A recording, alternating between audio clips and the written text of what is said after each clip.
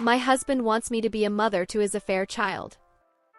I, 29F, and my husband, 44M, have been together for 5 years and married for 2. I met him at the church I started going to when I moved cities to start my career.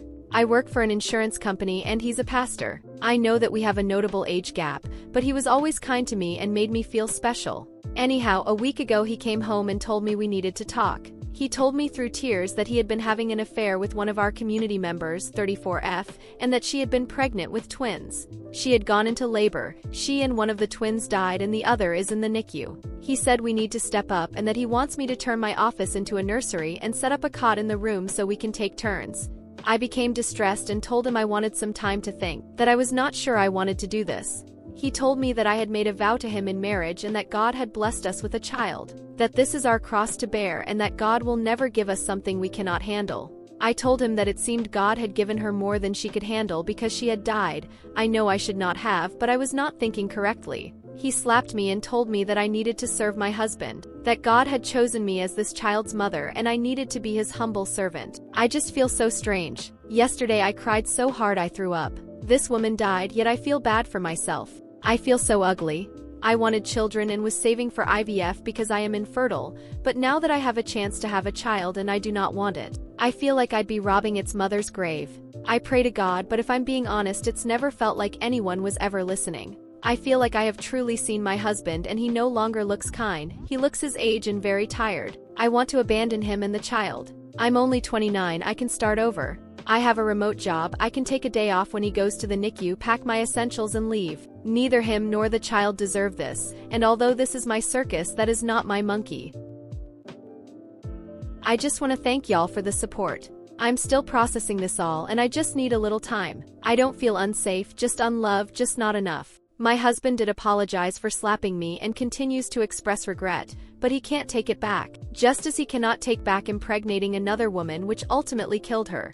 I'm just feeling so disillusioned with my whole life right now. I know I should leave. I know that there is a world out there that will not treat me like this, but I am scared of change. I am working on a plan to leave and getting my ducks in a row for when I am ready to go, but I am not sure when I would leave if I choose to. Many express that I should make a report to the police about him slapping me, and they're probably right, but that would likely cause me more problems than it would be worth. If I leave, it might make him want to contest the divorce more, and if I stay, it would cause more tension.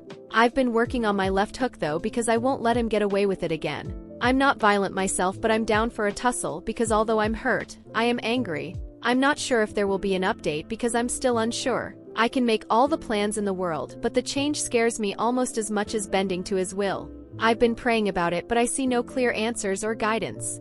I don't know.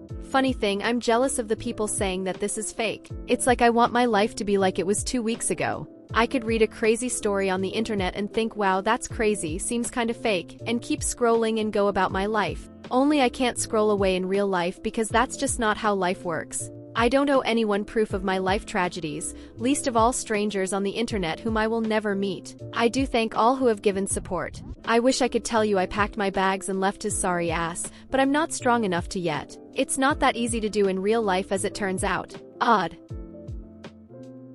I left. If that's all you wanted to know, there it is. For those of you who asking how the other woman died, I get it, I invited you into my business. It was an amniotic fluid embolism. I don't know much about those, but I guess when they happen things go wrong really fast. We lived in a more rural area, so they just weren't ready for something like that to happen. I didn't leave right away as I know now that I should have. It just wasn't that easy. I stayed for 2 months. I knew if I did not at least try to make it work, I would not be able to live with it. Not because I wanted to save my marriage, but because what ifs keep me up at night enough as is. I went to marriage counseling with my husband, but it was ultimately fruitless. Of course it was Christian counseling. I felt like their goal was for me to forgive him rather than actually trying to help me. I was so utterly alone during that time. My parents and brother are also very religious, so even though they weren't happy with my husband, they kept urging me to do what a good Christian wife would do. I spent so much time suffering in my own head that I began to realize that I was just going through the motions, doing what I thought people expected of me. I entered a state of derealization for a time, and that was an absolute mind f***ck. The feeling of nothing being real, not even myself, was horrible. During this period, my husband brought his baby home, and while he tried to split the cares 50-50 at first, he ultimately didn't trust me to look after the baby because I was lost in space. So he ended up being the primary provider. When I was with the baby, all I could think about was how its existence ruined my life. It'd look at me with big blue eyes and I would just wish it would disappear. I would actively spend time resenting a baby. There was a time when I was thinking to myself and I wished it would stop breathing.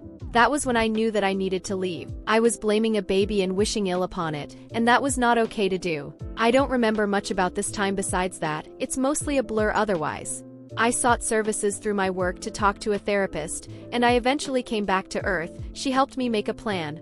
At no point did I fear my husband. I truly believe the slap was a one-off event. However, screw him, he doesn't deserve closure. On a night he had a long Bible study, he always took his baby with him because he didn't trust me. I packed my essentials and dipped. I met him pretty quickly after college, so I did not have much to take as far as furnishings.